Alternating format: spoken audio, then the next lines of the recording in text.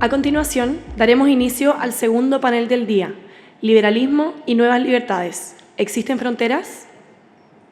Les recuerdo que cada panelista tendrá 15 minutos para exponer sus reflexiones respecto al tema.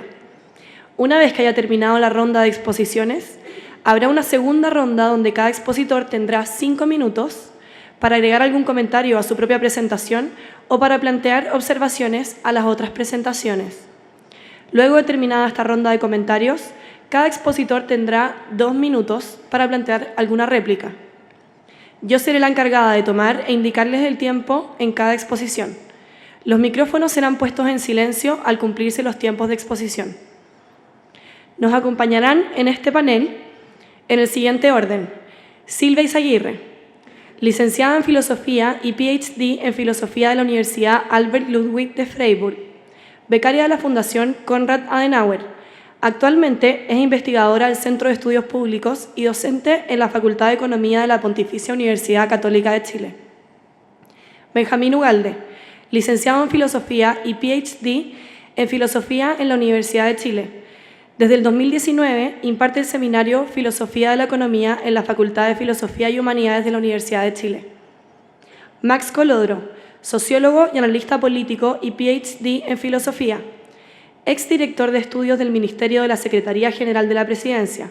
Actualmente es director del Máster en Comunicación Política y Asuntos Públicos de la Universidad Adolfo Ibáñez, además de ser columnista del diario La Tercera. Debido a que en estos momentos está siendo premiado en la Universidad Adolfo Ibáñez, Cristóbal Belolio no podrá acompañarnos en este panel tal y como estaba contemplado. Cristóbal Belolio es abogado, licenciado en Ciencia Política y PhD en Filosofía Política en la University College London. Se desempeña como investigador y docente en la Escuela de Gobierno de la Universidad Adolfo Ibáñez. Se especializa en la relación entre el pensamiento liberal, la ciencia y la religión. Bueno, gracias por la invitación. Lamentablemente no puedo estar con ustedes en presencia física por tener que atender otras obligaciones académicas, pero por lo menos puedo entregar breves reflexiones que me gustaría compartir con ustedes, dado que el tema que nos convoca, hasta donde entiendo, son los desafíos que enfrenta y enfrentará el liberalismo. Hay 3 cuestiones que me gustaría tocar muy brevemente, al menos para dejar enunciados algunos problemas, veamos si son reales o aparentes, que se vislumbran en el horizonte. Seguramente a estas alturas de la mañana algunos de estos temas ya estarán sobre la mesa o bien serán tratados en las intervenciones que siguen. Estos 3 temas son populismo, big data o dataísmo y cambio climático. En principio no hay nada novedoso en esta elección. La idea es sencillamente reflexionar respecto de cuáles serían las tensiones que estos temas sugieren para quienes sostenemos un ideario liberal. Sobre populismo hemos conversado hasta el cansancio.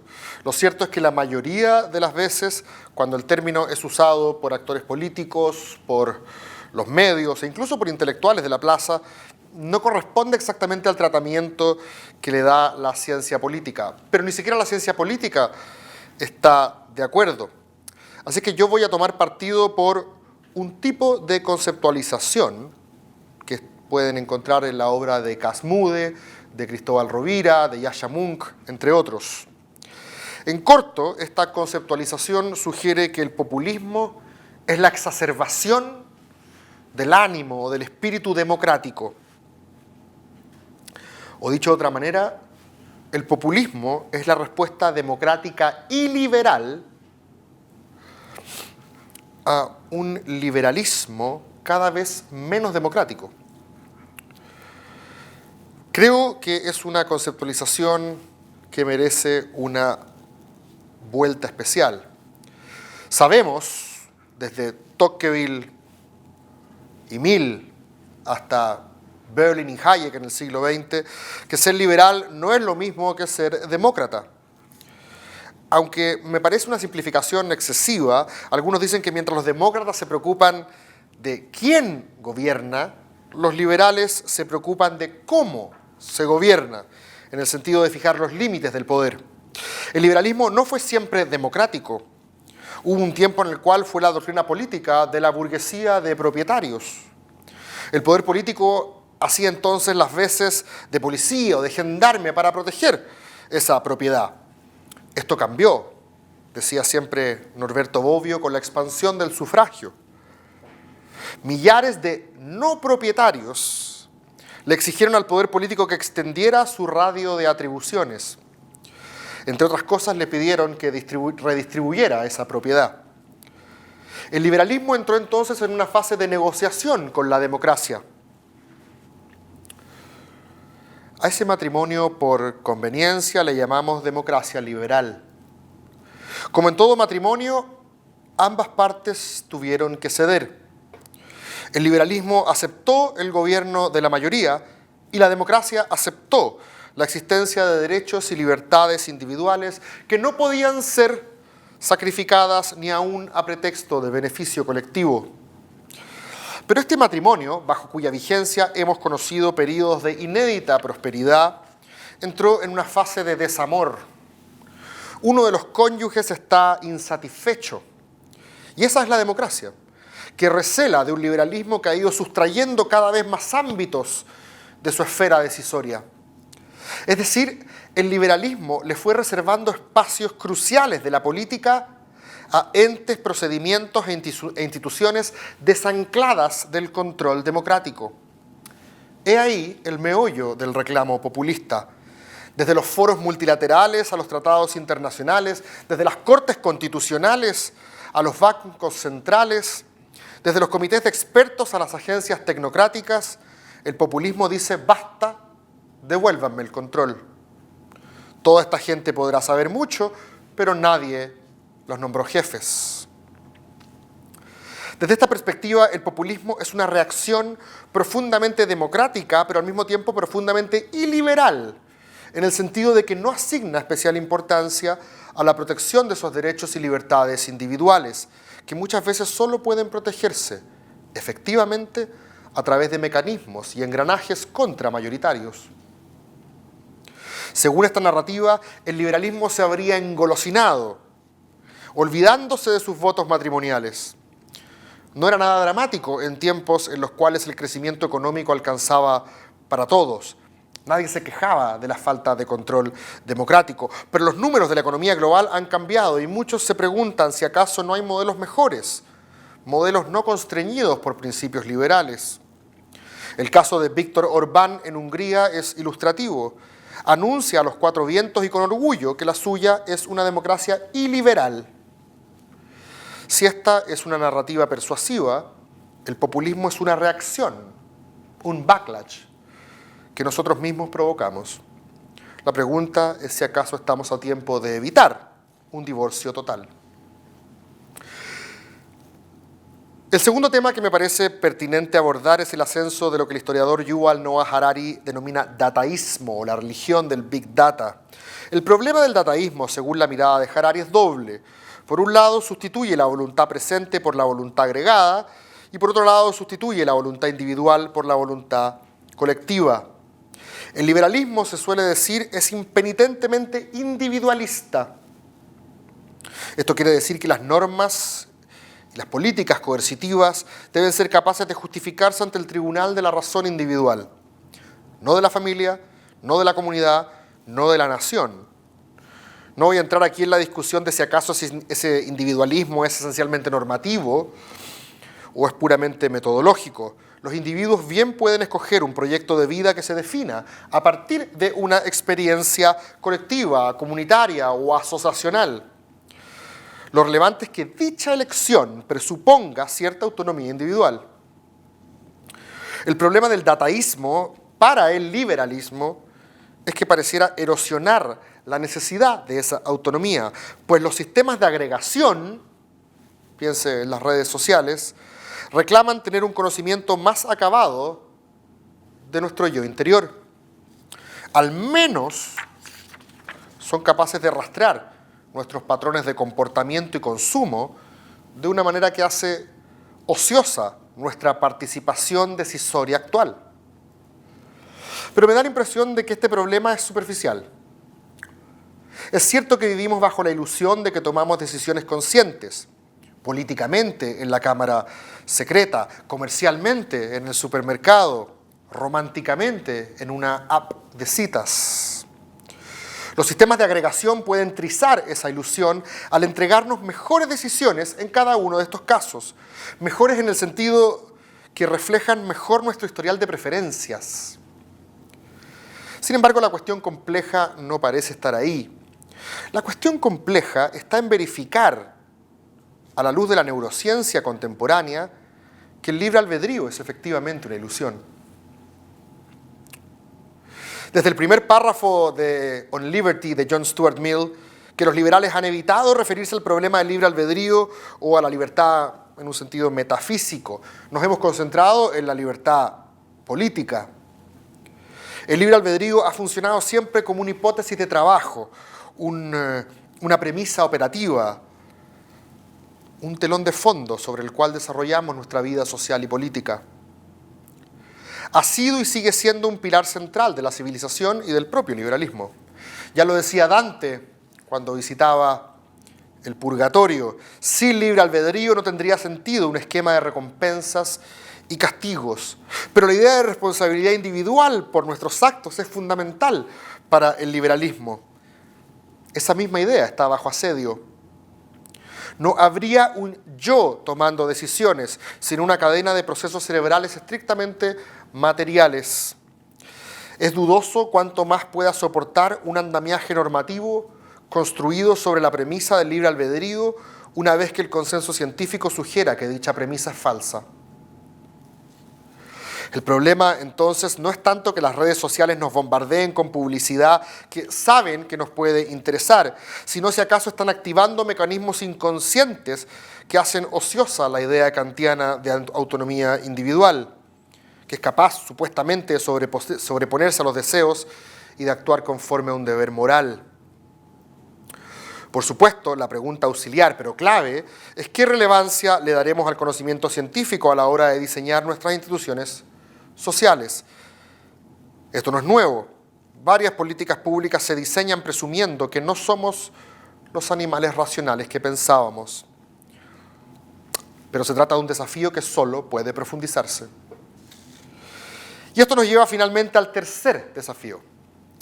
Hay dos niveles en los cuales el debate sobre cambio climático afecta al liberalismo. El primero dice relación con el estatus del método y el conocimiento científico en democracias liberales. En principio, el liberalismo es aliado de la ciencia. John Rawls, el liberal más importante del siglo XX, estimaba que el consenso científico tenía rango de razón pública.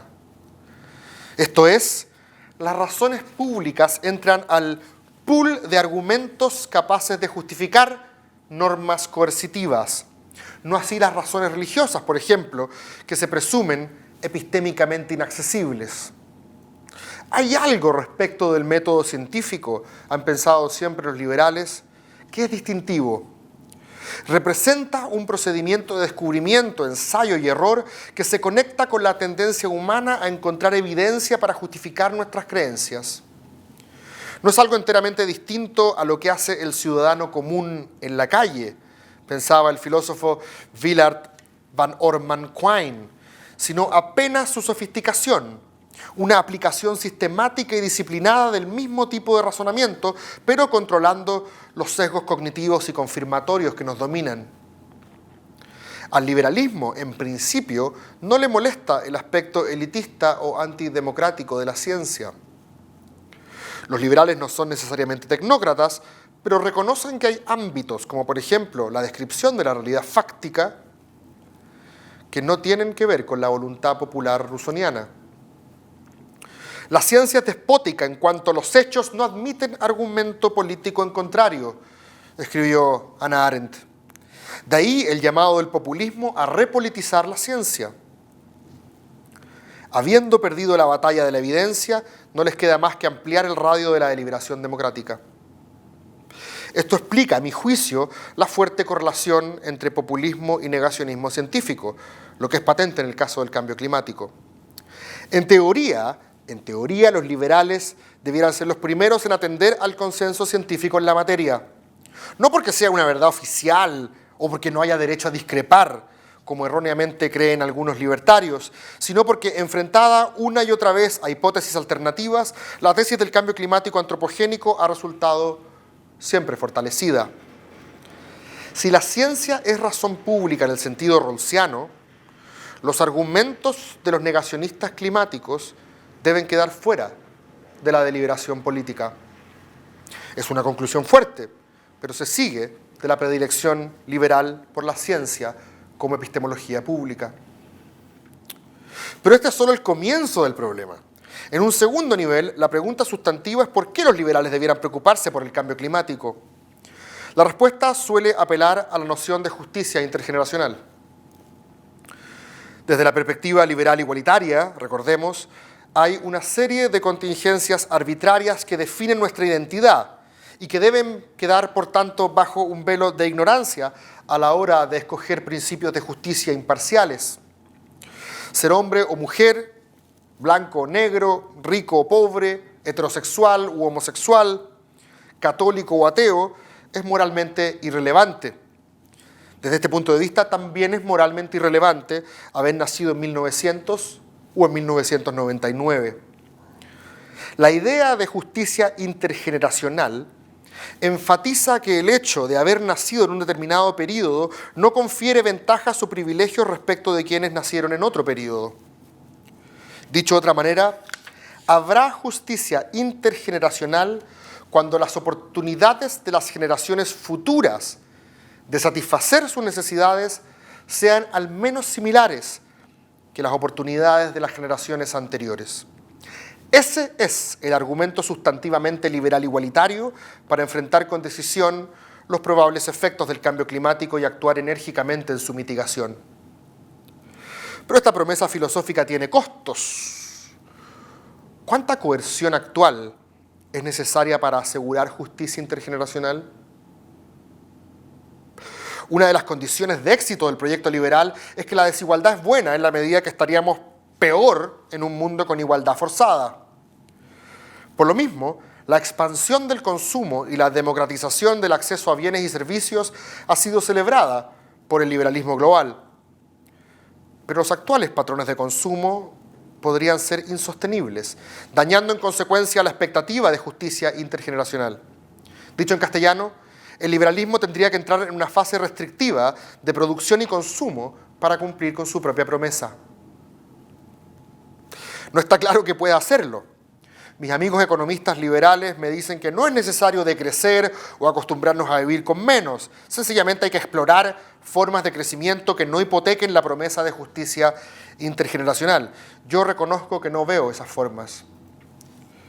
Y mi temor es que, incapaces de resolver esta paradoja, nos tratemos de convencer de que la crisis climática no es tan grave. Es decir, vender el sillón de Don Otto. Este no es solo un problema para el liberalismo, es también un problema para la democracia, cuyos incentivos no están precisamente en escoger gobernantes que vengan con malas noticias y anuncios de apretarse el cinturón. No estoy seguro de que la democracia, tal como la conocemos, sea la mejor manera de enfrentar un desafío como el cambio climático, como tampoco creo que lo sea un orden internacional que priorice la soberanía nacional por sobre la coordinación global. Esto último, al menos, no debería ser un problema para el liberalismo. Si el liberalismo es filosóficamente cosmopolita, quizás llegó la hora de demostrarlo, en la práctica, a través de instituciones coercitivas multilaterales. Esto no será del gusto de populistas ni de nacionalistas, pero ya suficientes dificultades tenemos para ser coherentes con nuestro propio liberalismo. Muchas gracias. Ahora será el turno de Silvia Izaguirre. Gracias por la invitación. Solo quiero acotar que no soy académica de la Universidad Católica, estoy dando solamente un curso, nada más que eso. Nos invitaron a hablar sobre los desafíos del liberalismo en el siglo XXI. Y a partir del primer panel se estaba definiendo cuál era la esencia del liberalismo. Y algo que tienen en común el liberalismo y se define el liberalismo es esta comprensión del ser humano como libre e igual. Pero resulta que si uno va a autores como Hobbes, Locke y Rousseau, los tres autores parten su teoría de justicia y de sociedad política con una comprensión del ser humano donde el ser humano es libre igual. en los tres autores, y sin embargo Locke desarrolla a partir de ahí una sociedad que podríamos decir fundada en los principios liberales. Hobbes funda algo así como una monarquía absolutista o gobiernos absolutistas, y Rousseau las sociedades colectivistas, que es inspiración para la izquierda. Entonces, me parece a mí que pensar en la igualdad y en pensar la libertad como fundamentos del liberalismo no nos aclara mucho la película. Y ahí está el gran desafío, cómo el concepto de justicia liberal piensa los conceptos de igualdad y los conceptos de libertad. Para mi presentación y para quiero presentar 4 desafíos del liberalismo del siglo XXI, y los quiero dividir en el eje de las libertades negativas y libertades positivas que hacía Isaiah Berlin. Las libertades negativas, para recordarle al público, es la libertad, es la falta de coacción, es la posibilidad de poder hacer todo lo que yo quiera porque no tengo ningún poder externo que coarte mi fuerza, mi libertad, mi arbitrio. Y en esa materia, el liberalismo siempre se ha identificado mucho con la defensa de las libertades negativas, con la defensa de limitar la coacción de un tercero del Estado, ¿verdad?, de la esfera de los derechos individuales. Pero en esta materia, justamente en lo que tiene que ver con la libertad negativa, el liberalismo enfrenta, me parece a mí, en este siglo, 3 grandes desafíos. Uno, o 2, tienen que ver con la globalización. La globalización ha producido efectos que hoy, globalización, producto del liberalismo, tiene hoy día 2 efectos que estamos lidiando y que ha llevado o ha producido, ha sido una de las causas del auge del nacionalismo y estados populistas. Uno tiene que ver con la globalización económica, cómo la globalización económica produce vencedores y perdedores, y cuando los perdedores son los productores muchas veces de ciertas industrias que dejan de ser competitivas, y por lo tanto en los países mueren ciertas industrias locales y esos productores se ven perjudicados.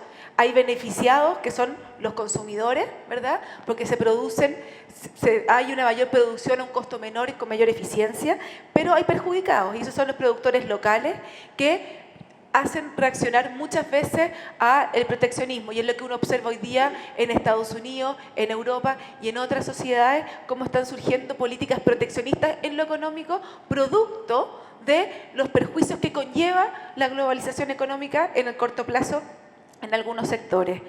Y eso es un desafío para el liberalismo. ¿Cómo vamos a abordar ese desafío? Y el segundo tiene que ver con la inmigración. Este siglo XXI, ha sido fuertemente marcado por la inmigración. Los países, hoy día lo que estamos viendo, el auge de regímenes populistas de derecha extrema, con notas xenófobas, ¿verdad?, antimigrantes, tienen que ver en particular con la migración que han tenido ciertos países que se han caracterizado por su tolerancia y por ser liberales y de acogida. Y como hoy día, 30 años, 40 años después de estas políticas liberales en términos de inmigración, hoy día están siendo afectadas y estamos viendo un retroceso enorme en esta comprensión liberal. Me parece que el liberalismo tiene que abordar estos 2 desafíos que son producto de las políticas liberales que se han implementado, y cuando digo liberales no digo neoliberales, y que muchas veces no tenemos respuesta, y que muchas veces hay que pensar hasta qué punto el principio de libertad de los derechos individuales, y en este caso el principio de poder migrar, ¿verdad?, tenemos que regularlo para no caer en los extremos que estamos viendo en Europa y en otras partes del mundo. Me parece que eso es uno de los grandes desafíos que está tensionando hoy día la política a nivel internacional. Y el segundo aspecto que tiene que ver con las libertades negativas tiene que ver con los efectos de la producción y el desarrollo en el medio ambiente. Y me parece que acá hay una falsa tensión. Se suele culpar a las políticas liberales de desarrollo económico la destrucción del medio ambiente como una consecuencia natural de estas políticas.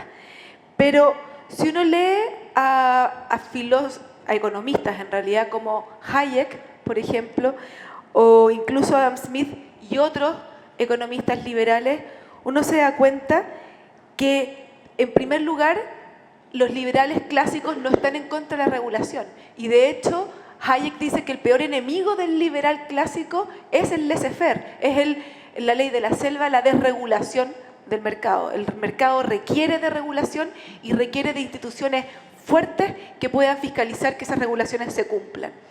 Y en el caso del medio ambiente, uno podría decir, lo que ha pasado es falta de regulación, es falta también de fiscalización para que esas reglas se cumplan y probablemente también falta de conocimiento, falta de tecnología. Es decir, cómo podemos evaluar el costo que tiene una cierta actividad productiva y cuánto cuesta el daño medioambiental que está produciendo. Eso es un desafío en términos de conocimiento, pero que no entra en pugna con la actitud liberal o con las políticas liberales económicas, que uno podría pensar que ahí hay una disputa.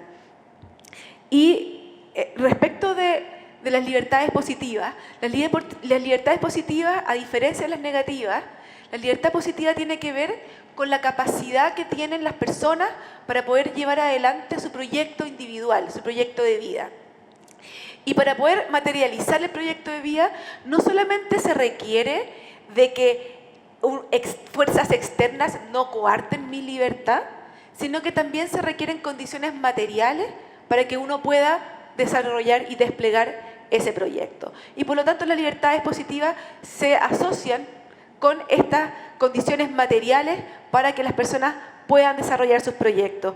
Y muchas veces se ha creído que el liberalismo, incluso el liberalismo clásico, entra en oposición o en conflicto con las libertades positivas, con quienes defienden las libertades positivas, con quienes se preocupan de que las personas tengan estas condiciones materiales para poder llevarse a cabo. En el primer panel vimos ahí una pugna, ¿verdad?, entre Esquella y Axel Kaiser respecto de hasta qué punto los liberales están comprometidos con las libertades positivas y con estos derechos sociales. Y ahí yo creo que el liberalismo tiene dos desafíos en particular. Uno tiene que ver, y lo mencionaron en el panel anterior, con la pobreza y con la desigualdad. Cómo el liberalismo, si cree en la igualdad de oportunidades, cómo hace frente entonces a la desigualdad de condiciones materiales que en muchos casos no permite igualdad de oportunidades y hace entonces que las personas, antes de poder incluso nacer, ya sabemos cómo van a ser sus vidas y cómo van a estar estas determinadas. Es decir, no habría algo así como una justicia. Entonces, qué políticas vamos a desarrollar los liberales y vamos a impulsar para enfrentar las desigualdades que existen y que no tienen solamente que ver con la extrema pobreza, condiciones mínimas para las personas para poder vivir una vida digna, sino también tiene que ver algo que creo que Axel subestimó, que tiene que ver con la desigualdad. ¿Hasta qué punto las desigualdades materiales no conllevan asimetrías de poder tal que se convierten en desigualdades políticas? Y ese es el tema.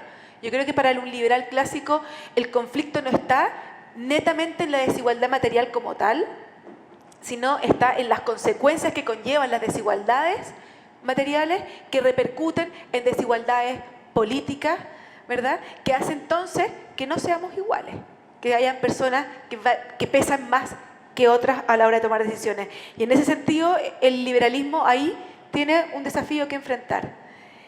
Y por último, respecto también de las libertades positivas, tenemos el tema de las minorías. ¿Cómo abordamos minorías? Por ejemplo, ¿cómo vamos a abordar desde el liberalismo los pueblos originarios? ¿Cómo vamos a pensar en los pueblos originarios? ¿Cómo vamos a pensar en otra lucha que tiene que ver con el feminismo? Siempre se ha asociado el liberalismo con la lucha feminista, porque precisamente el liberalismo desde un principio reconoció los derechos de las mujeres, cuando no existían, cuando no estaban garantizados. Pero siempre se ha preocupado el liberalismo de abordar a las minorías desde la libertad negativa, desde la no coerción. Pero a veces se requiere para que estas minorías puedan tener igual expresión en la sociedad, se requiere no solamente eliminar las fuerzas coercitivas que las están oprimiendo, sino que a veces se requiere incluso ser mucho más proactivo y preocuparse de condiciones materiales para que estas minorías puedan expresarse y puedan participar. Y ahí el liberalismo está cojo. Y está cojo con el feminismo cuando pensamos, por ejemplo, en cuotas de participación. Está cojo cuando pensamos o queremos abordar el desafío que tiene Chile, por ejemplo, en materia de pueblos indígenas. ¿Qué vamos a hacer con los pueblos originarios? ¿Los vamos a reconocer en nuestra Constitución? ¿Vamos a hacer una Constitución plurinacional? ¿No lo vamos a hacer? Ahí, nuevamente, el liberalismo, me parece a mí, se queda corto en las respuestas para estos problemas, que son los que hoy día están, nos golpean más. Y ahora sí, por último, quería abordar lo que ya se dijo en el panel anterior, que tiene que ver con la libertad de expresión, la tolerancia, y que al final son la condición de posibilidad o los principios fundamentales de la democracia. Hemos visto cómo en el último tiempo se ha deteriorado el acuerdo social que existe en una democracia de respetar la disidencia, respetar la diferencia, ¿verdad? Y aceptar que las posiciones contrarias a las nuestras son tan legítimas como las nuestras. Y eso ha habido un debilitamiento de esas posturas y un decaimiento, pero por otra parte, y es lo que están enfrentando hoy día sociedades como las de Alemania, Inglaterra, con esta fuerte inmigración, por otra parte, esta excesiva tolerancia ha llevado también a un multiculturalismo que ha hecho que la imposibilidad de no poder rebatir al otro, acepto completamente al otro y permito, por ejemplo, que en sociedades como Alemania o en Inglaterra las niñas se puedan casar sin el consentimiento de ellas y se puedan casar menores de edad obligadas, por ejemplo, violando derechos humanos que son considerados para esas comunidades que no pertenecen por la religión a los inmigrantes, pero a los otros, ¿verdad?, se les permiten estas otras prácticas.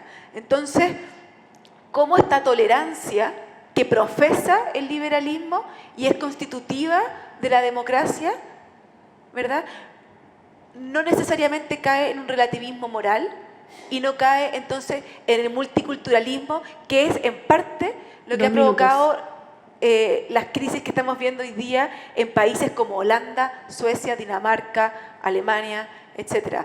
Entonces, el punto de equilibrio es sumamente difícil porque no es estático, es siempre dinámico, de cuánta tolerancia, hasta qué punto. Y lo lindo del liberalismo, y acá quiero terminar, es que este desafío de encontrar este punto de equilibrio lo aloja en el ser humano, en cada uno de nosotros.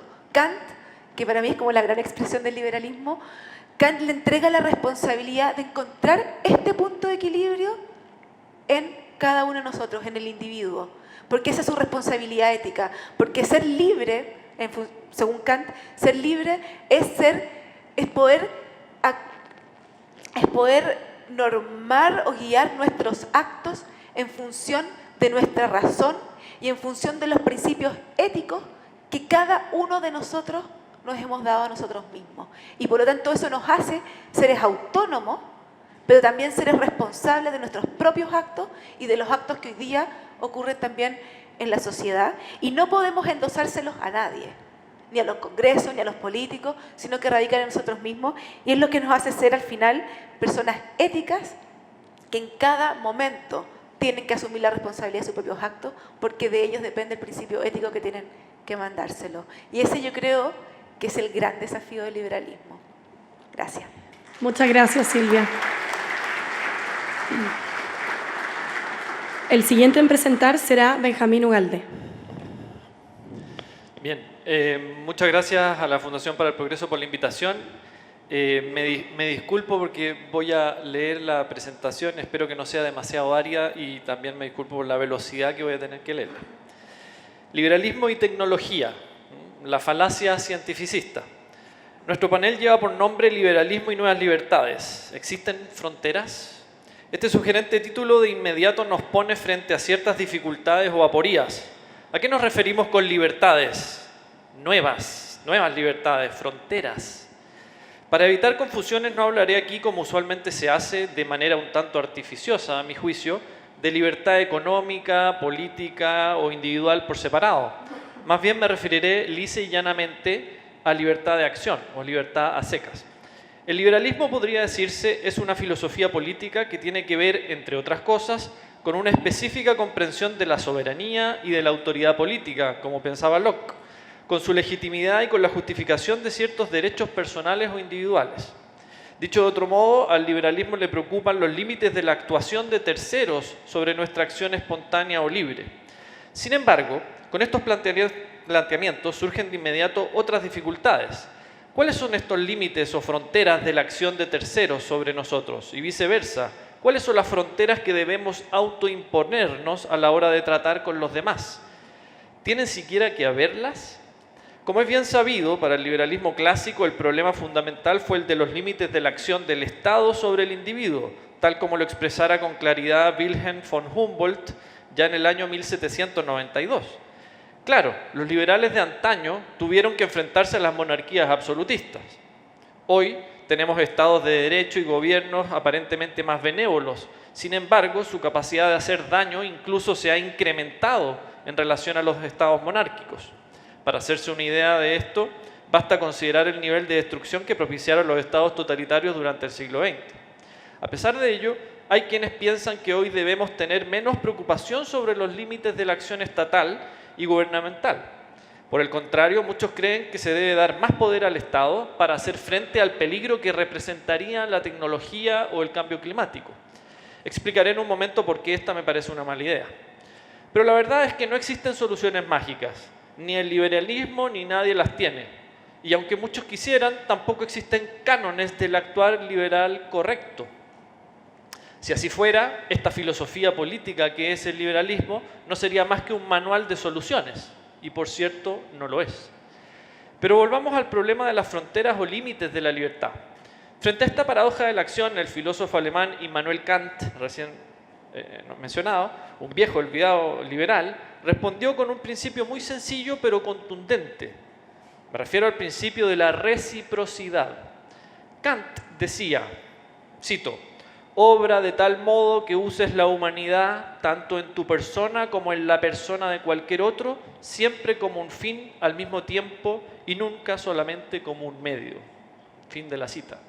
Es evidente que nadie desea voluntariamente ser oprimido o coaccionado por otro. Todos pretendemos un trato recíproco. Los límites o fronteras de la libertad de acción individual están, pues, en que nos tratemos mutuamente de manera recíproca y equitativa, como fines y no como meros medios. Es decir, nuestra completa libertad de acción se extiende hasta el punto en que nuestro propio dominio de acción individual se encuentra con el campo de acción de otros. Por lo tanto, los límites o fronteras de nuestra libertad no están en lo que podemos o no podemos hacer desde un punto de vista fáctico. Es cierto, la tecnología amplía enormemente nuestra capacidad de acción. Ella abre una infinidad de nuevas posibilidades. Todos estamos conscientes hoy más que nunca de eso. Pero aunque parezca contraintuitivo, esta ampliación de nuestra capacidad de acción no representa per se una mayor o menor libertad. Prueba de ello es que desde la misma lógica podríamos pensar que más bien ha sucedido al contrario. Hemos sido virtualmente esclavizados por la tecnología. Nuestra libertad, por el contrario, se mide por las condiciones relacionales que tenemos unos con otros. Y es solo allí donde se encuentran los verdaderos límites o fronteras de nuestra acción. Desde este punto de vista social y moral, los límites de nuestra libertad están demarcados por lo que no debemos hacer y no por lo que podemos o no podemos hacer. El límite de la soberanía individual, dirá John Stuart Mill, se encuentra cuando nuestras acciones colisionan con los intereses de terceros y es en ese momento cuando la intervención estatal adquiere legitimidad. De lo anterior surge una segunda gran aporía o confusión. Ya sabemos que los límites de lo que no debemos hacer se encuentran en no traspasar la libertad de otros. Pero ¿en dónde podremos encontrar una guía de lo que positivamente sí debemos hacer? Por ejemplo, ¿qué debemos hacer frente al avance de la tecnología? ¿Qué haremos los liberales frente al incremento exponencial de la automatización, la robótica, el Big Data, la inteligencia artificial? ¿Estos desarrollos nos quitarán nuestra libertad? Lo primero que tendríamos que señalar es que la idea de que unos supuestos avances tecnológicos pudieran destruir nuestra libertad no tiene sentido. es evidente que la tecnología no puede suplir la decisión moral y política de los agentes. La tecnología efectivamente nos puede ayudar a ampliar el ámbito de lo que podemos hacer, pero no nos entrega información respecto de lo que debemos hacer. Es decir, ella nos puede ayudar a indicar hasta dónde podemos llegar, pero no si debemos llegar allí o no. Por ejemplo, tenemos un conocimiento científico y empírico respecto de los procesos necesarios para desarrollar la clonación en humanos, pero esto no significa necesariamente que debamos hacerlo. Tal vez sí o tal vez no. Suponer, pues, que la tecnología por sí misma nos quitará la libertad es absurdo. De hecho, ella no la aumenta ni la reduce, aunque sí, naturalmente, como hemos dicho, ella amplía nuestro campo de acción. El punto está en que cuando lidiamos con la tecnología no lidiamos con un otro, sino que con algo otro, con un mecanismo. La fuente de la moralidad o la inmoralidad de una acción somos nosotros, no la tecnología. Por lo tanto, la tecnología es neutra en términos morales y políticos. Sin embargo, es claro que ella puede ser utilizada por terceros en contra de nuestra libertad. El modelo del gobierno chino es un claro ejemplo de la tecnología usada para disminuir las libertades de sus ciudadanos. En este sentido, los mayores desafíos para el liberalismo no son tecnológicos y ni siquiera son económicos, son políticos. A pesar de lo que plantean los críticos más duros del liberalismo, ninguna técnica puede ni podrá dejarlo obsoleto. Esta ingenuidad planteada por algunos temerarios tecnócratas tiene comúnmente dos orígenes. Por una parte, una confusión y desconocimiento total respecto de las esferas propias de la tecnología y de la praxis humana, por otra, y una creencia infantil y casi mística de un determinado progreso científico, como si éste pudiese abarcar y unificar todas las esferas de la vida y de las decisiones que se requieren en una sociedad, al modo en que creían religiosamente los positivistas del siglo XIX, y a quienes, dicho sea de paso, nada tienen que envidiar los más cándidos de los progresistas de hoy. Este malentendido se origina por la confusión de dos planos distintos, el de la esfera sociopolítica con el ámbito del estudio de la ciencia natural. Básicamente se cree que mediante el análisis de los fenómenos naturales se podrá llegar a reemplazar las instancias e instituciones políticas. Con ello, piensan, se podrá suplir las imperfecciones humanas en la toma de decisiones, sustituyéndolos por criterios puramente científicos. Esta incomprensión falaz de la ciencia es a lo que Popper y Hayek, entre otros, denominaron como cientificismo o cientifismo. El imponente desarrollo tecnológico de las últimas décadas se ha transformado en un terreno fértil para el surgimiento de este tipo de espíritus ingenuos y bien intencionados.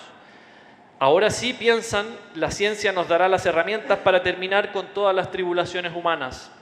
No se pudo hacer en la Francia positivista de los sansimonianos y comteanos, ni tampoco con el socialismo científico y su ley natural del desarrollo histórico, como la llamaba Marx. Pero hoy tal vez sí se pueda, piensan. Pero la realidad es que estas posiciones ocultan un profundo romanticismo e irracionalismo. Quienes apelan a esta forma de cientifismo no quieren en realidad una sociedad libremente desarrollada, quieren más bien una sociedad tribal, detenida, perfecta. Estos cientifistas detestan las imperfecciones humanas, las que son fruto de nuestro irremediablemente imperfecto conocimiento.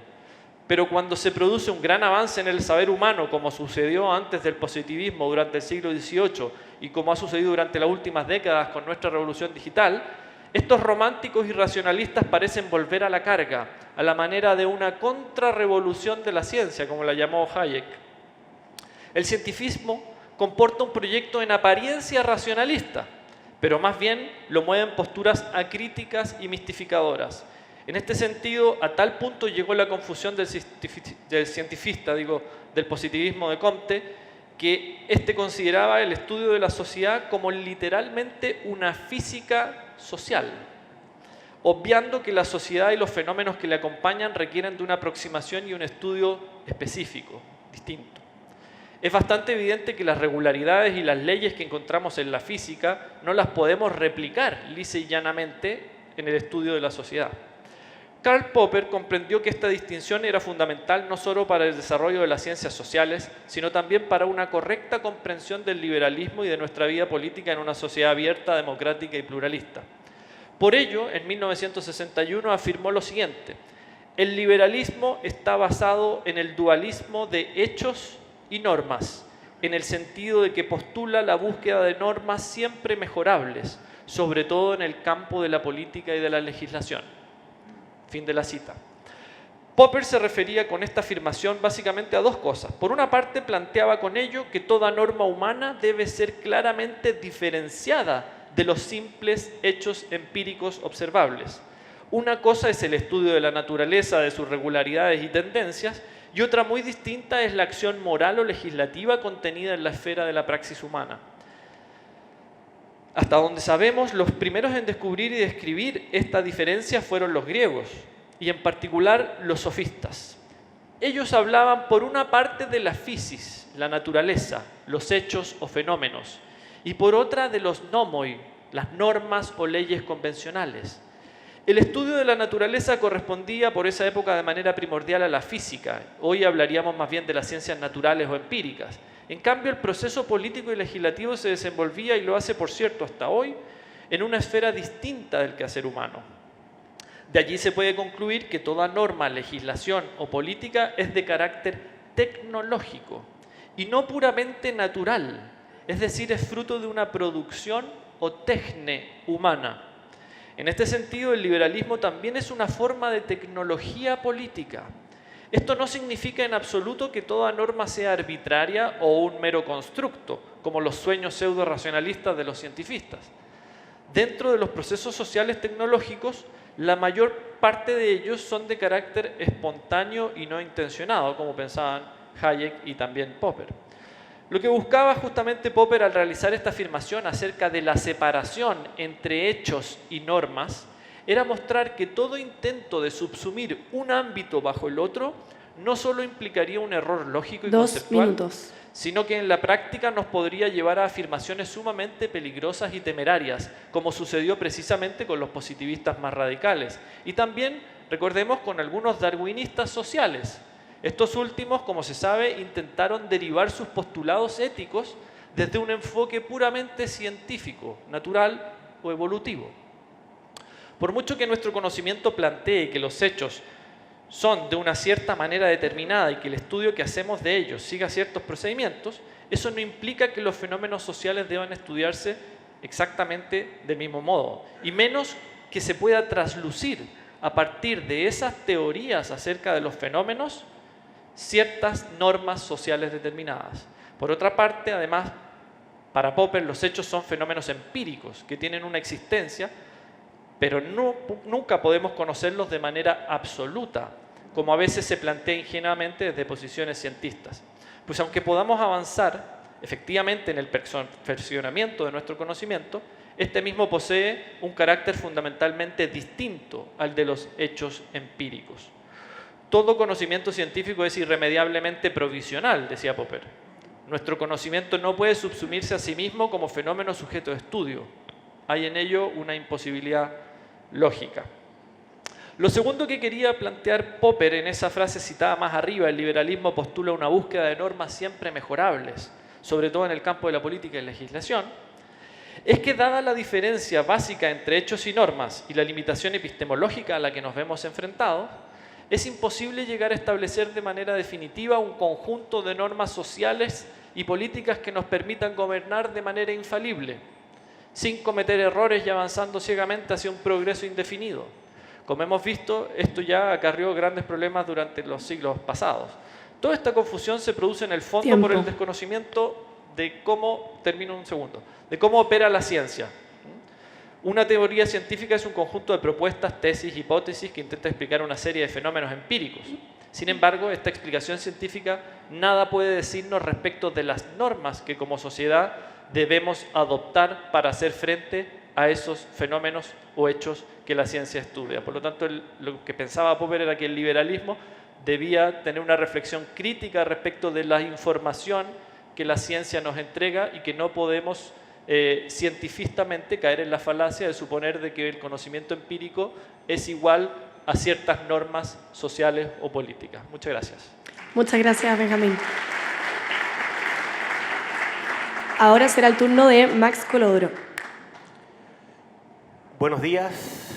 Quiero agradecer en primer lugar a la Fundación por darme la posibilidad de compartir aquí con Silvia, con Benjamín y con ustedes una discusión sobre cómo situar históricamente al liberalismo, según lo que yo entiendo.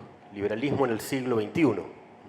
Es decir, tratar de entender y de analizar la conexión que hay entre las ideas liberales, la tradición, la filosofía liberal y el contexto actual por el que atraviesa la humanidad, es decir, el siglo XXI, el comienzo de este siglo. A mi juicio, una de las formas de aproximarse una de las primeras aproximaciones que uno puede hacer a este tema pasa por abordar lo que Benjamín llamaba como buen filósofo clásico las aporías de este proceso, las contradicciones, las tensiones.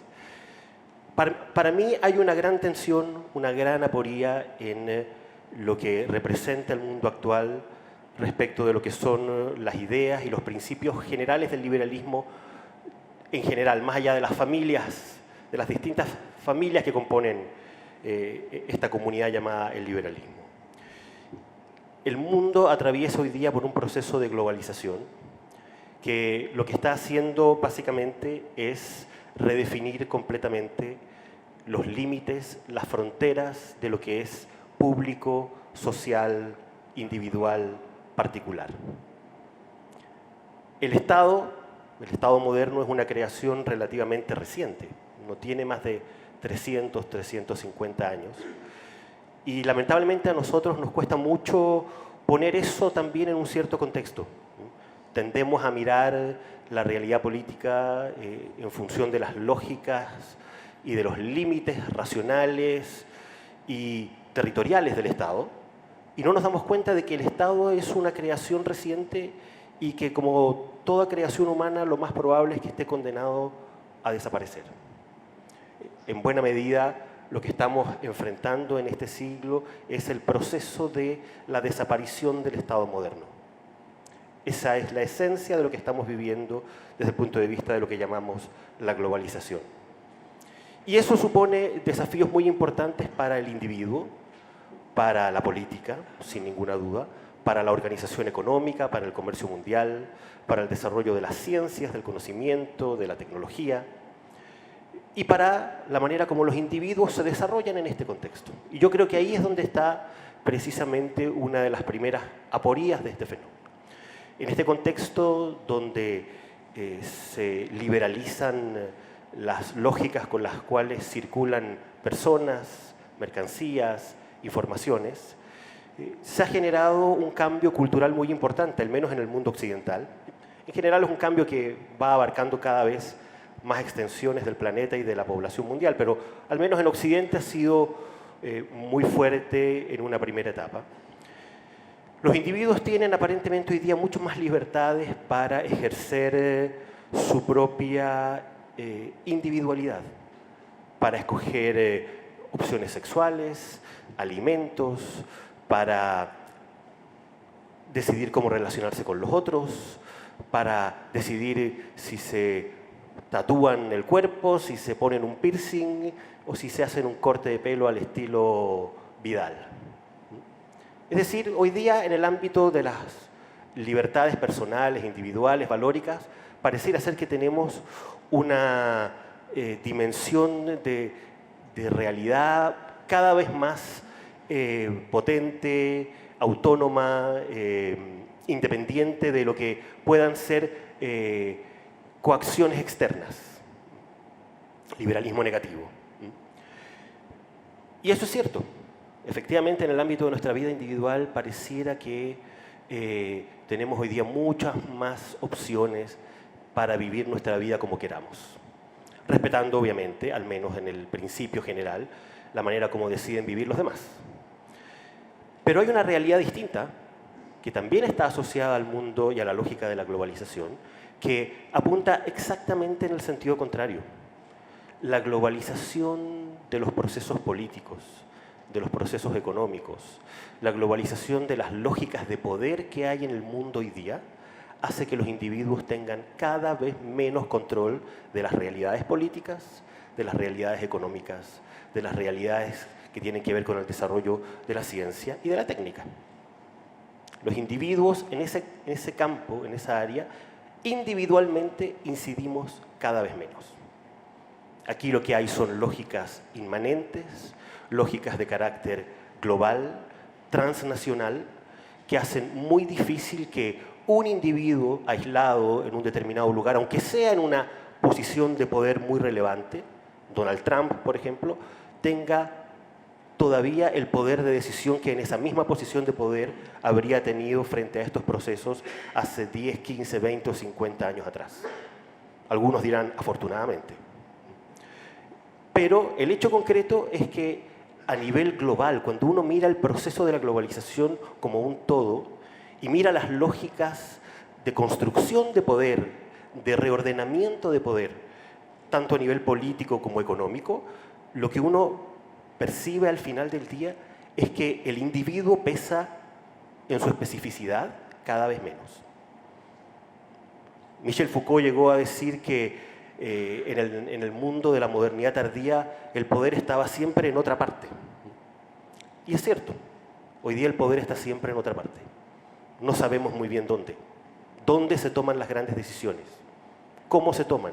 Y por una razón muy simple, porque no las toma un individuo, ni las toma un solo individuo. Hoy día, más que decisiones individuales, son decisiones sistémicas las que se están ejerciendo en el mundo a nivel de los procesos fundamentales. Me refiero principalmente de los procesos de cambio político y de cambio económico y tecnológico. Hoy día, los cambios en las lógicas de poder, cuando digo que el Estado moderno está desapareciendo en este proceso de globalización, me refiero, entre otras cosas, a que el Estado requería de una condición básica esencial, que era una dimensión territorial. El Estado se ejercía sobre un territorio físico. Hoy día las lógicas de poder están dejando de ser puramente físicas, están pasando a ser virtuales, dependen del funcionamiento de redes de información. Detrás de la lógica con la que funcionan esas redes de información, lo que hay son algoritmos, no territorios. Y es cierto, detrás de un algoritmo siempre hay un programador. El problema es que los algoritmos se relacionan entre sí de manera muy eficiente. Y los algoritmos tienen una capacidad de aprendizaje sorprendente. Se adaptan a los cambios y a las respuestas que reciben del entorno. Hoy día, Facebook sabe de nosotros mucho más que nosotros mismos. Y eso es lo que hizo que la campaña de la elección norteamericana, con esta empresa que hizo uso de la información que Facebook le vendió, pudiera ser tan eficiente.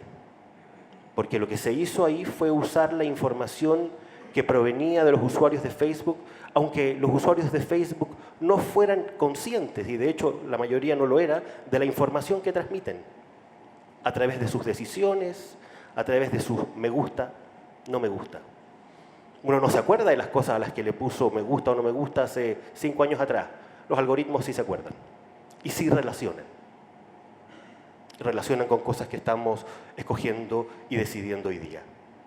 Entonces, en este mundo, en esta lógica de cambio de estructuras de poder a nivel político, militar, tecnológico, científico, la pregunta es, este principio general, esta idea de un individuo autónomo que es la base filosófica, antropológica del liberalismo, ¿dónde está? Ya no somos conscientes de las decisiones que tomamos. Eso es algo que descubrimos hace más de 100 años con lo que fue probablemente el primer gran golpe a la línea de flotación del liberalismo clásico introducido por Sigmund Freud. Sigmund Freud demostró, nos enseñó que el individuo autónomo, racional, consciente, que toma decisiones sabiendo lo que escoge, es un mito. El individuo está dominado por una dimensión interna profunda llamada inconsciente, de la cual no controla nada. Yo no sé por qué quiero las cosas que quiero, yo no sé por qué odio las cosas que odio, yo no sé por qué tengo la manía de soñar reiteradamente con las cosas que sueño y de seguir teniendo las mismas pesadillas que tengo hace 15, 20 años atrás. No tengo idea de lo que me pasa. ¿Por qué tengo las fobias que tengo, las obsesiones que tengo? Ese fue el primer golpe radical, decisivo, a la idea del liberalismo, de que existe un individuo racional, consciente y autónomo que toma decisiones en función de criterios de eficiencia. De que sabe lo que quiere y que sabe lo que necesita, y que no solo sabe lo que quiere y sabe lo que necesita, sabe qué es mejor para aquello que quiere y que necesita, qué es más eficiente. Bueno, a partir de ese golpe que nos pegó Sigmund Freud hace más de 100 años, lo que se ha vivido en el mundo es una continua pérdida de autonomía, de razón, de independencia, de conciencia por parte de los individuos. Y el mundo actual, el mundo de la globalización, es precisamente un mundo donde lo que se está perdiendo en definitiva es, por parte de los individuos, el control humano de los procesos fundamentales que estructuran a este planeta a nivel de procesos políticos, procesos económicos, desarrollo científico-tecnológico. Entonces, ese desafío para el liberalismo es un desafío absolutamente central y de principios. Si el liberalismo no es capaz de pensar al individuo, la libertad humana, en función de los desafíos que el actual mundo posmoderno, postindustrial, posmaterial, llamémoslo como quieran, nos está planteando y le está planteando al liberalismo, la discusión sobre teorías, sobre filosofías en estado puro, contrastes, contradicciones, lógicas, analogías, queda en una discusión, como diría Marx en el Manifiesto Comunista, puramente escolástica. Así de simple. Si no contrastamos estos procesos históricos en los que estamos viviendo en función de lo que supone la idea filosófica, antropológica del liberalismo, estamos haciendo escolástica, simplemente. Ahora, la escolástica tiene su valor también. No se la debiera despreciar por principio.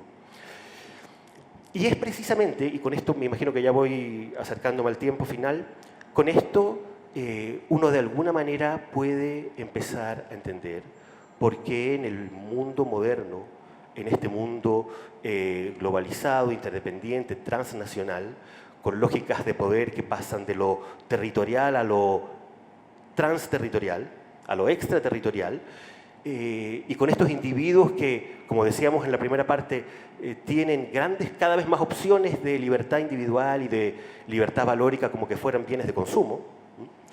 Bueno, el resultado es muy paradójico. Individuos cada vez más libres que se sienten cada vez más solos. Lo comentaban también en el panel anterior. El tema de la soledad. A los ingleses que se les ocurren a veces cosas originales como el Brexit. Se les ocurrió hace 2 años atrás poner un ministerio de la soledad. Desde enero del año 2018, los ingleses tienen ahora un ministerio encargado de la soledad. La soledad está considerada un problema sanitario, un problema de salud pública. El aumento de los suicidios, trastornos alimenticios, particularmente en adolescentes, son dramáticos. Londres es la ciudad donde más jóvenes en el mundo se automutilan, se autoinfieren daño físico. Es decir, en esta sociedad libertaria de cada vez más opciones, donde puedo andar con el pelo como el de Arturo Vidal, me siento cada vez más solo. Y por el otro lado, también junto con eso, la gente está cada día más incomunicada, que es parte también de el sentirse más solos. En un mundo en el cual esta probablemente es la gran aporía del momento que estamos viviendo, del momento civilizatorio que estamos viviendo. Nunca habíamos estado más comunicados, tenemos todos nuestros teléfonos en el bolsillo, con correo, con WhatsApp, con chat, con acceso a la información, y la gente nunca antes se había sentido más sola. Nunca nos habíamos sentido más solos que ahora y nunca habíamos estado más comunicados que ahora. ¿Por qué? Bueno, por una razón muy simple, porque de algún modo lo que a partir de Freud empieza a ser una evidencia y que este mundo globalizado hace cada vez más visible, es que hemos ido perdiendo el control respecto de nuestras propias vidas, de nuestra propia existencia. Ya no sabemos si lo que se expresa a través de la pantalla, de este espejo que es el espejo de las redes sociales, soy yo o es un invento. un invento de algo o de alguien. Si me siento cómodo conmigo mismo, si lo que veo en el espejo todas las mañanas, como diría el psicoanalista también Lacan, ¿es o soy yo o es otra cosa?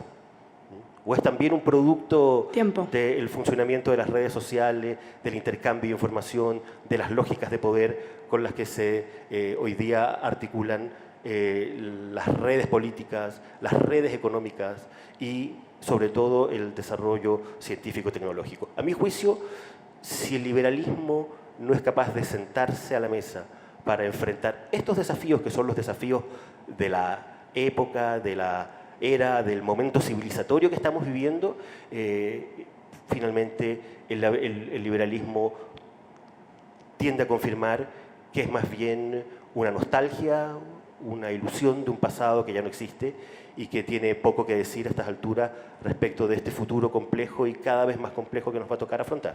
Muchas gracias. Gracias, Max.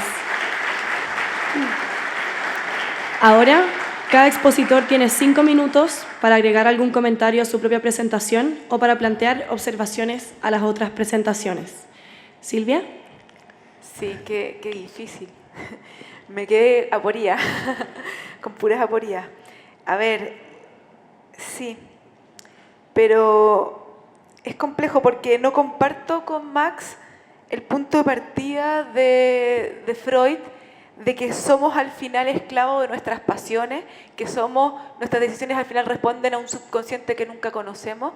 O sea, bueno, si somos eso, no somos libres, por lo tanto no se cumplen las condiciones de posibilidad para el liberalismo. Y por lo tanto lo que habría ahí es, por una parte, ley de la selva, o alguien que no cumpla con estas condiciones y que es un iluminado y que nos va a venir a decir todos cómo tenemos que ordenarnos. Entonces se rompe el principio de la democracia. Encuentro complejo ese principio. Además de no compartirlo, lamentablemente no tengo evidencia empírica, quiero creer en eso. Y ahí lo conecto con lo que decía Benjamín. Está todo este cientificismo, ¿verdad?, por tratar de fundar las decisiones políticas que se toman y el liberalismo que se funda en el individuo y en la razón, en la capacidad de discernimiento, tiene un problema en su principio, que si bien cree en la razón como la facultad que tiene que dirimir para actuar, al final, sobre todo en Kant, cuando tú ves que no hay una verdad a priori universal, ética, material, es decir, cuando tú no tienes verdades éticas universales que tú puedas usar, te das cuenta de que hay un vacío de principio, y que ese vacío de principio al final no recurre a la razón para partir. O sea, donde se apoya el liberalismo al final en última instancia no es la razón, es una creencia. Y yo creo que hay que ser transparente en decir eso, que no es la razón, sino es una creencia, y el hecho de que hayan matices respecto de cuánto énfasis cada uno le da a la libertad o cuántos otros le dan a la igualdad, en última instancia no radica en un tema de razonamiento lógico, sino que en última instancia radica en una creencia. Y que me parece que es importante transparentarlo. A ver, quedé como bien en blanco con todo lo que dijiste, Max, pero me parece que un desafío importante para el liberalismo, pero más que para el liberalismo, para el siglo XXI, tiene que ver con la era virtual que estamos viviendo. Todas nuestras leyes de alguna forma regulan lo material, el territorio material, las normas que nos damos, pero de alguna forma con las tecnologías se ha creado una nueva realidad virtual donde no tenemos una comprensión ontológica de esa realidad virtual y por lo tanto no sabemos muy bien si las leyes que rigen nuestro comportamiento social aquí debiesen ser las mismas que rijan en esa esfera virtual que no sabemos muy bien qué categoría tener. Y yo creo que eso es un tremendo desafío más allá del liberalismo para nosotros como sociedad. Me parece que es sumamente importante, pero sí creo que en este desafío que hablas tú de la globalización y de un poco como de la disolución de los bordes y de los límites de la frontera, yo creo que todavía tenemos fronteras, todavía tenemos Estado, tenemos un presupuesto de 70.000 millones de dólares que nos gastamos anualmente y que nosotros con nuestros votos decidimos cómo se gasta esa plata. Nosotros definimos las leyes, hoy día Inglaterra votó por el Brexit, o sea, todavía tenemos un montón de autonomía,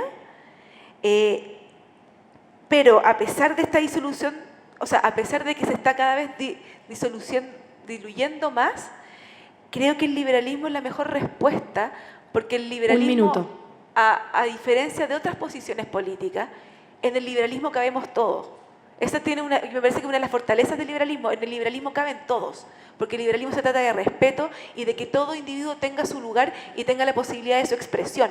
Por supuesto, hay un consenso en que las mayorías deben gobernar, con ciertas limitaciones, pero ahí el nivel de acuerdo que requerimos es muchísimo menor a otras posturas políticas colectivistas donde simplemente el que disiente es excluido de la comunidad. Y en la medida en que las comunidades cada vez crecen más, ¿verdad? Y se hacen más amplias, cada vez el nivel de tolerancia que se te exige es mucho mayor, y en ese sentido creo que el liberalismo tiene una ventaja, pero es un escenario claramente complejo que es un desafío para todos, me parece, más allá del liberalismo. Muchas gracias, Silvia.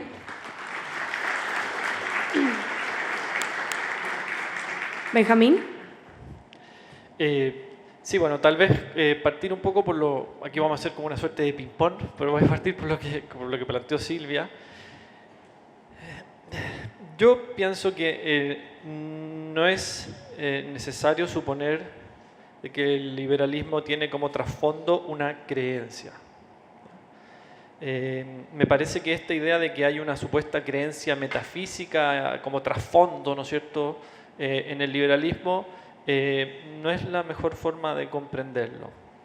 Porque si es que hay alguna creencia, es una creencia puramente pragmática que consiste en lo que mencionaba hace un momento, en un trato recíproco, equitativo y libre.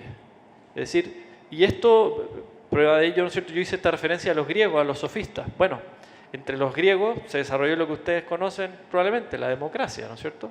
La democracia, habían sofistas que negaban las diferencias entre esclavos y nobles, ¿no es cierto? Habían otros sofistas como Antifonte que planteaban, ¿no es cierto?, la idea de que todos nacemos de manera igualitaria, ¿ya? Y habían sofistas como Protágoras que defendían la igualdad política, la democracia. Por lo tanto, esta noción de equidad, reciprocidad en el trato, a mi juicio, uno puede pensar es muy universal, ¿no? Y no es una creencia o un postulado metafísico, digamos, que uno tenga como que asumir, porque si no, no hay liberalismo. No. Pienso que hay muchas formas justamente de liberalismo y de comprensión de la reciprocidad. Y el liberalismo, también dicho sea de paso, no tiene el monopolio de la equidad, ¿no es cierto?, y la reciprocidad, ¿ya? Pero sí es una idea fundante. La imagen que planteó Max, la verdad, me parece más preocupante, pues es como una distopia, ¿no? La distopia tecnológica. ¿Ya? Nos acercamos a un estado en donde vamos a perder todas nuestras libertades y la tecnología nos va a subsumir, ¿ya? Los algoritmos, digamos, nos van a permitir decidir. Me interesa, me gusta mucho como advertencia tal vez, ¿no? Como, miren, tengamos ojo aquí, ¿no? Pero por otra parte creo que no es posible, no creo, digamos, que uno pueda pensar la tecnología en términos de distópicos, ¿ya? Como planteé en la presentación, yo creo que la tecnología es neutra. Es una lectura que a lo mejor no a muchas personas les parece adecuada, ¿no? Todos dirán, no, es que en la tecnología se juegan estructuras de poder, a lo mejor va a decir Foucault, ¿ya?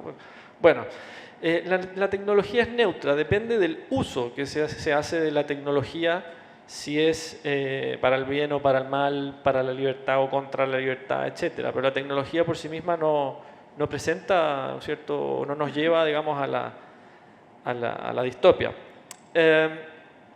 Y también comparto esto con Silvia en que, nuevamente, lo mismo me pasa con el tema de la creencia de base.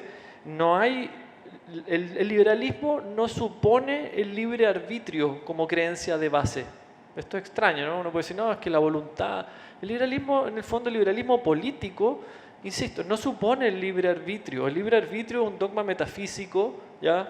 Que de hecho de origen religioso, ¿no? Esas son las discusiones escolásticas, ¿no es cierto? Si hay libre arbitrio, si no hay libre arbitrio. Kant dijo, miren, en realidad esto es una antinomia, no sabemos si hay o no hay, puede haber completo libre arbitrio, puede haber completo determinismo. El punto está en que esa manera de aproximarse al problema, Popper, por ejemplo, diría, no tiene sentido. Porque no existe, el libre arbitrio como concepto metafísico es un absoluto que naturalmente no actuamos nunca con completo libre arbitrio porque estamos determinados incluso por nuestra estructura física. Pero tampoco actuamos de manera completamente determinista. La cuestión es un asunto de grados, entre medio. En ese difuso asunto de grados que es mucho más complejo. Por eso el punto está en cuáles son los límites de nuestra acción y cuáles son los límites que queremos que haya para que terceros no interfieran con nuestra acción. Para los liberales clásicos, la imagen fue los límites del Estado, como mencioné a Humboldt, ¿no? Se llama así la obra de él, los límites de la acción del Estado. Para nosotros deben ser los límites de las interferencias interpersonales, también naturalmente con el Estado, con todas las estructuras de poder que existen en una sociedad. Tiempo.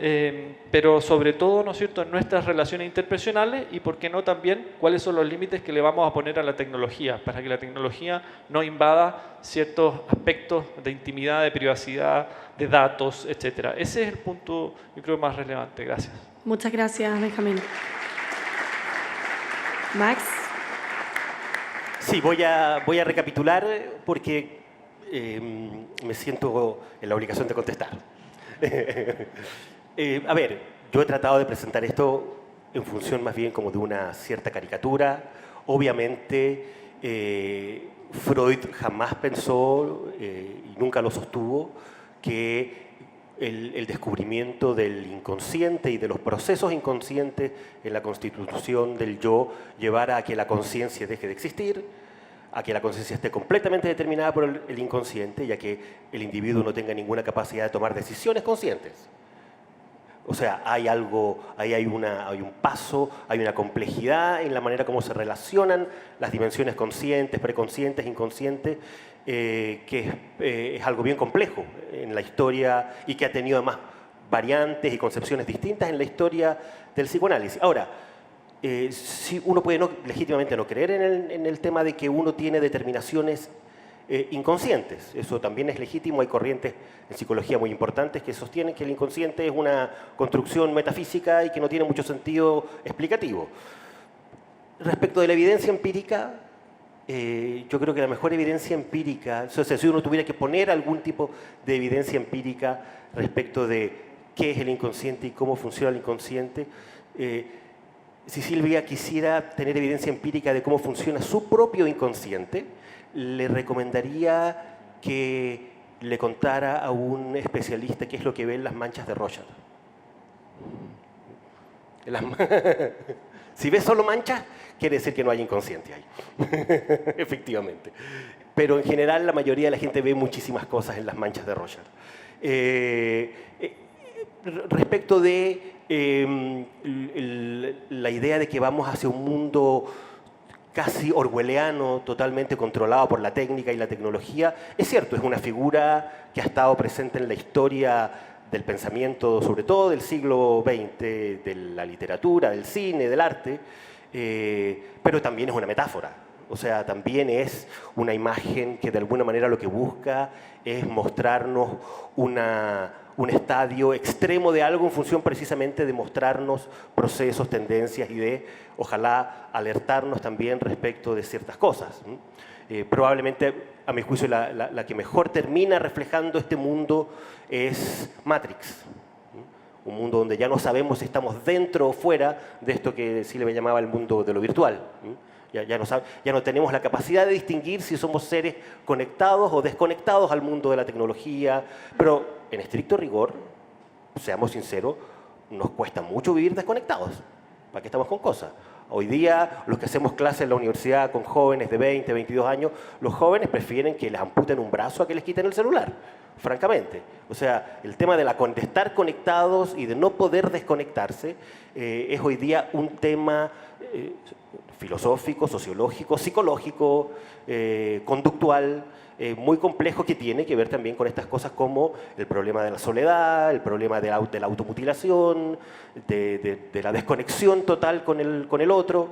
Es decir, yo creo que efectivamente hay procesos. Estos son, a mi juicio, por eso reitero esto, a mí a pesar de que por deformación profesional a lo mejor me debiera ser muy atractivo esto de discutir el liberalismo como en función de claves puramente teóricas o de consistencias puramente lógicas, Popper hablaría de consistencia interna del texto, creo que a mi juicio lo único que tiene sentido, o más bien, hoy día tiene más sentido que nunca, analizar el tema de qué es un individuo, cómo funciona el individuo, cómo se relaciona con su entorno, con los otros, con la técnica, con los aparatos, con los instrumentos, con el poder público, con el poder político. Yo estoy de acuerdo, sigue existiendo Estado, sigue existiendo poder político, siguen existiendo políticas públicas y lo van a seguir haciendo por muchísimo tiempo. Pero de que el Estado moderno está viviendo una encrucijada histórica donde hay procesos transnacionales de globalización que debilitan, que atenúan, que complejizan lo que era su lógica interna al menos histórica, eso a mi juicio también es algo inevitable. Eso. Muchas gracias, Max. Ahora, cada expositor tiene 2 minutos para plantear alguna réplica. ¿Alguno le gustaría comenzar? Ya, yo. Silvia. A ver, 3 cositas muy cortas. El primero sobre el trato recíproco y equitativo. Eso es un principio. ¿Dónde se funda? ¿Dónde se funda? Y cuando Kant habla del imperativo categórico, al final, tiene que recurrir a Dios. Y cuando Rawls, Habermas y todos los post-kantianos tratan de armar su teoría de la justicia, se dan cuenta que cuando se cae el fundamento de Dios no tienes un fundamento a priori universal que te permita hacer una teoría de la justicia universal y a priori para todos válida, digamos. Y ese es el gran desafío de la ética, que a pesar de no tener un principio universal y a priori, igual se requiere para convivir en sociedad. Y es como el gran principio. Y en eso me refería, no metafísico, pero sí que en última instancia no está fundado en una verdad a priori universal. ¿Ya? A eso es lo que quería apelar. Respecto de este dilema de libertad y que estamos solos, todos los autores dicen no porque, o sea, uno busca arreglos sociales para que las personas puedan ser libres y esa libertad requiere limitar el poder de las fuerzas externas que te coartan y cómo podemos darle las condiciones materiales para que estas personas se puedan desarrollar. Pero eso no necesariamente nos va a llevar a ser más felices y eso lo dicen todos los autores. La libertad, de hecho, la gran mayoría de los autores consideran que la fuente de la angustia es la libertad. Pero por último quería hablar sobre la democracia y los desafíos que hoy día estamos enfrentando con el medio ambiente, con los pueblos originarios, con el populismo, con la globalización. A mí lo que me preocupa es que estas consecuencias que estamos viendo hoy día y que son los problemas que estamos enfrentando como sociedad, que son producto en parte de sociedades liberales, y que hoy día el liberalismo no tiene respuesta para hacer frente a estos dilemas, está provocando un socavamiento de la democracia y la está debilitando y están surgiendo entonces posiciones extremas de izquierda y de derecha que son antiliberales y antidemocráticas y eso es lo que me preocupa y lo que ya tú dices es como vamos a dejar la democracia por el gobierno del algoritmo, ya eso es como la renuncia a la racionalidad y a la responsabilidad ética de los individuos, pero ojalá no lleguemos a eso. Gracias, Silvia.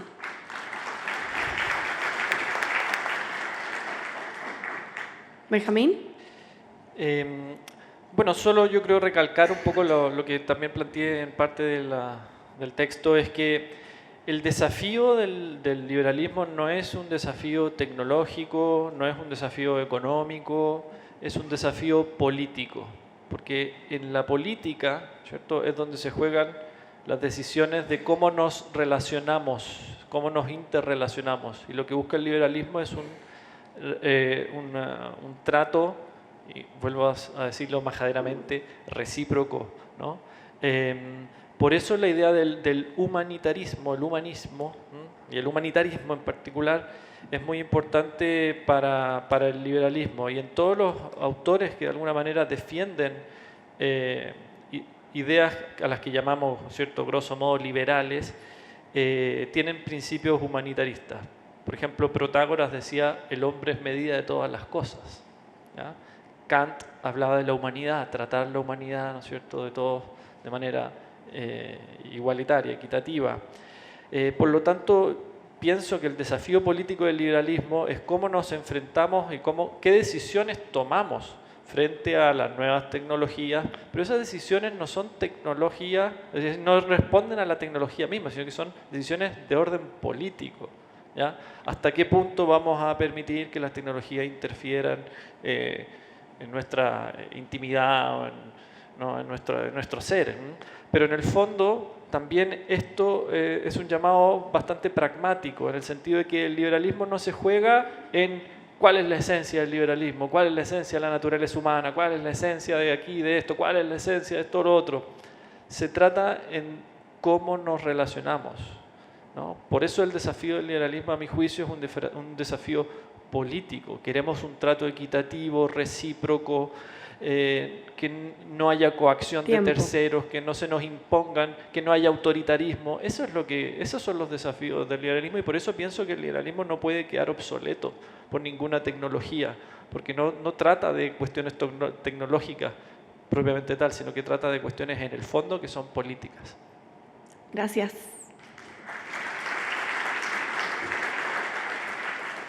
Max. Bueno, yo me quiero quedar finalmente con algo que dijo ahora Silvia, en el sentido de que es cierto, finalmente es la ampliación de las libertades en el ámbito individual las que terminan generando niveles de angustia y niveles también de aporía en ese sentido, generan su propia contradicción.